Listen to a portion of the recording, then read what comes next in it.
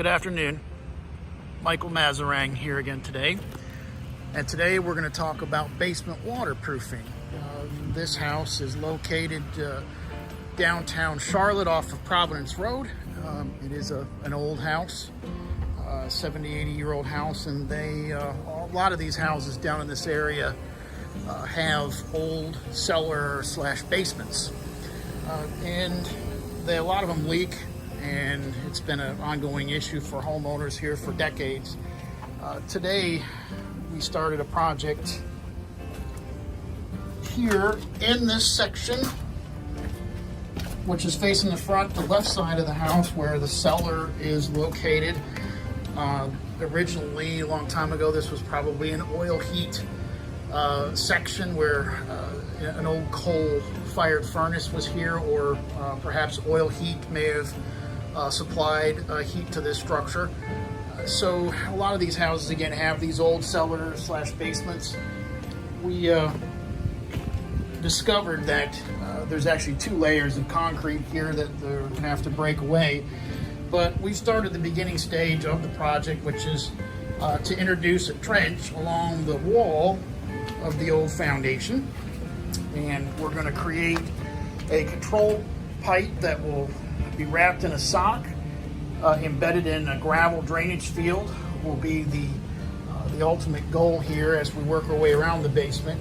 The customer has replaced all the HVAC equipment recently, so instead of spending a lot of money and moving all these pieces of equipment, including the hot water tanks, we've decided to do what's called a trench drain, which will basically route the system around this mechanism. Any water coming in through this basement or this cellar section that attaches to the crawl space will just bleed into the trench drain system, and any water coming in behind this new HVAC equipment will be diverted into the trench drain, and then the main system will continue along the foundation wall here.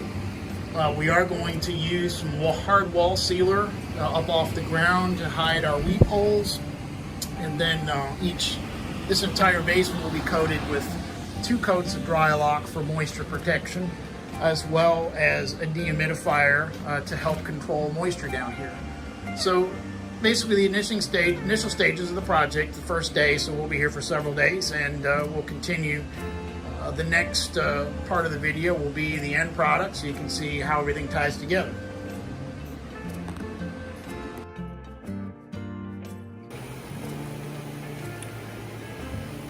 Here we are for stage 2 of the project and completion. We see here the hard wall sealer has been applied along the edge of the basement slash cellar wall. But the interesting characteristic about this install was we had all this equipment we had to get around, and it had been really expensive for the customer to move all this. So we decided to deploy a pretty large trench drain. It's over 20 feet, and we did get some rain over the last couple of days. You can see where water's bleeding in out of this old crawl space here, which is another project that's developing that we'll be doing later. But this trench drain is catching all the water that's migrating in, as you'll see here, along the basement wall. And this 3-inch trench drain follows along and ties into the main system, which is over here, going around the sewer line. We had to be pretty careful about that. And as you can see, moving across the other crawl space wall, basement wall, and leading all the way down to this commercial sump pump, which has been installed with a standard exit line. Inside the sump pump, we have a 1/2 horsepower pump and a standard exit line going outside and discharging near the driveway. So,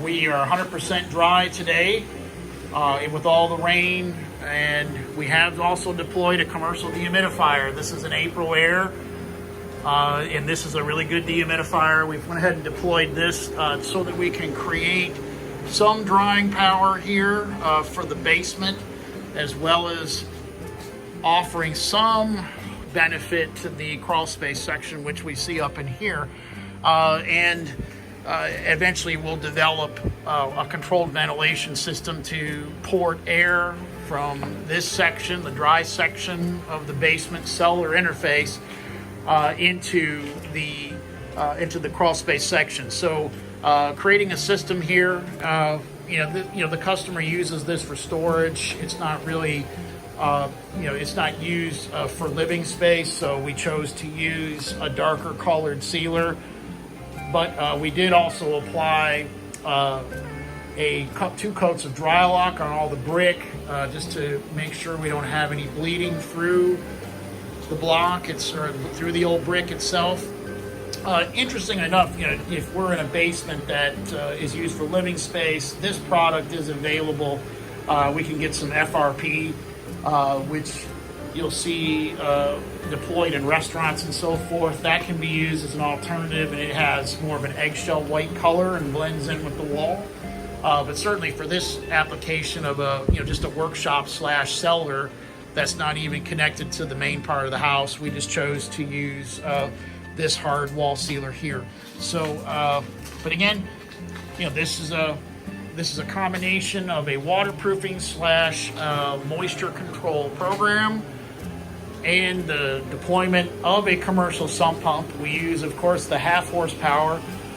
Some companies will use a 1/3 or a 1/4 horsepower, but we just go ahead and use a 1/2 horsepower so that we can extend the lifespan of that pump, hopefully for many, many years, and give this customer a good dry basement / cellar situation, and they can now safely store some of these items here with a dry basement, and then at some point we will address the crawl space challenges as well.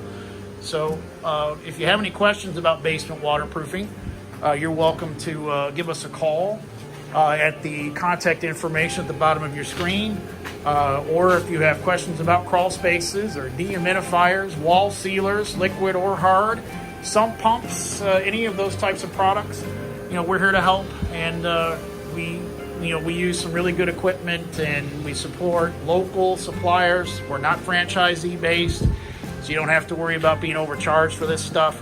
So we'd appreciate a phone call. And again, we appreciate you joining us today for the basement waterproofing job. Call the number at the bottom of your screen, and hopefully we'll talk to you soon. Hope you have a great afternoon. Thanks for joining us.